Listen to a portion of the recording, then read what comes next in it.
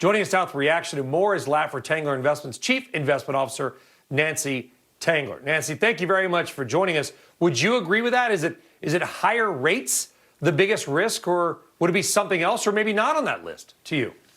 Yeah, so I think the higher rates part. Good morning, Brian. Sorry. Very good morning. The higher rates portion of this argument is a little bit disingenuous. I mean, we're at a 10-year that is still well below levels we saw in 2018, and certainly well below where we were in 1999-2000 at 6.5% on the 10-year when technology and the whole market melted down. So I think for me that the risk is that we're not paying enough attention to what higher tax rates may do, not just to corporations, but also to individuals at the margin. I mean, one of the things that's made us so bullish on the consumer is that we have had super low interest rates. Inflation is low, energy prices were muted, and now that's starting to turn, and the transfer payments are likely, for the most part, over. So we're watching all of this and wondering in many aspects how it's going to impact the companies that we own. Yeah, and there's a couple things about corporate taxes, and I'm sure a lot of people don't feel sorry for giant multinational corporations whose founders or CEOs are making tens of billions or hundreds. I get that. I get the public sentiment. Been hearing it for 25 years. But let's be clear, corporations don't really pay taxes, right? They do, but they just pass it through on either lower salaries, higher prices of goods, either here or overseas, or some other. They just transfer whatever they're going to pay, they're going to remove it from somewhere else. And that might come out of earnings. And maybe the majority of Americans don't care because they want companies to pay more. Again, I get it, but we're a stock market show. And from the market's perspective, that could be a hit to earnings. It could. It also could be a hit to your job. Let's be clear about that, too.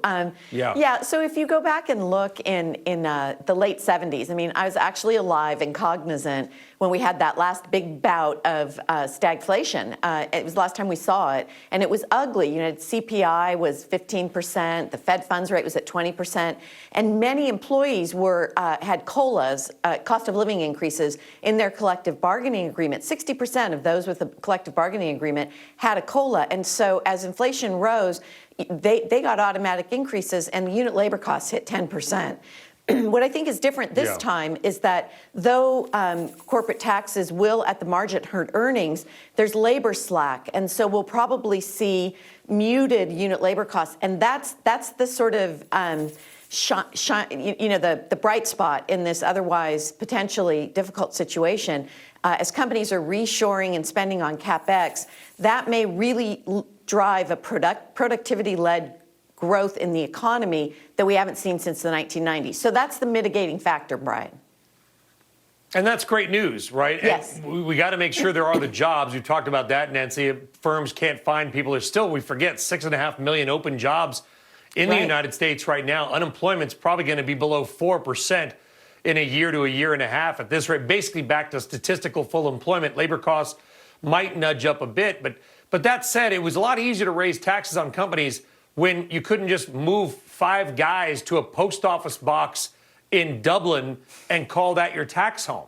That's the problem. It's the global nature of the markets. It's not that we don't want companies to, quote, do their fair share. It's just that, man, it's tough. And how companies end up managing through this, assume Congress gets a tax increase through, should be very interesting to watch. Yeah, I agree completely. And I think the market's just sort of waiting and seeing, and this is a time to reposition. There are a number of industries that will actually benefit if some of the proposals that are being floated are instituted. And, I'm talking about the R&D tax credit being delayed, the expensing in year one instead of over 5 years. That'll benefit companies that are spending on R&D and CapEx. So think defense, think pharma, think technology.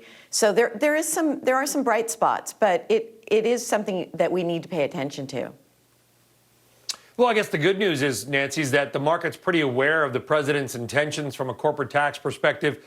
That probably might even, get some bipartisan support. Who knows? The income taxes might be different because some blue staters, a couple of them yesterday coming out and saying, according to reports, until you repeal that deduction cap on state and local taxes, we're not going to, because blue states are the ones that get hit by higher taxes on wealthy people, because wealthy people tend to live on the coast because they like water views and wind turbines. So there's a lot of things that the market has managed to power through, though, Nancy. I will say that as a positive. It's not like the market's collapsed on these headlines. Absolutely. No, totally agree. I think we're in the early stages of the bull market, but be prepared for a pullback or a meaningful correction. And that will actually be healthy. That will clear out the rubble. I spend half my time in Lake Tahoe, and we have controlled burns on the Nevada side of the state line. But in California, they don't do that. And that can generate wildfires. So we want to see a controlled burn, pull back, and then a move up. But I'm not pessimistic at all, Brian. I just think this is something the market's not paying attention to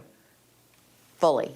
Well, it's going to have to, and we've got a big talk coming from the president today in Pittsburgh. Nancy Tengler. Nancy, a pleasure to have you on. Have a great day. Take care. Thank you. You too. And folks, wow, isn't it amazing how much we pack into 1 hour? Great team effort, everybody. Thank you, and thank you for watching Worldwide Exchange. We'll see you tomorrow. Squawk Box is next.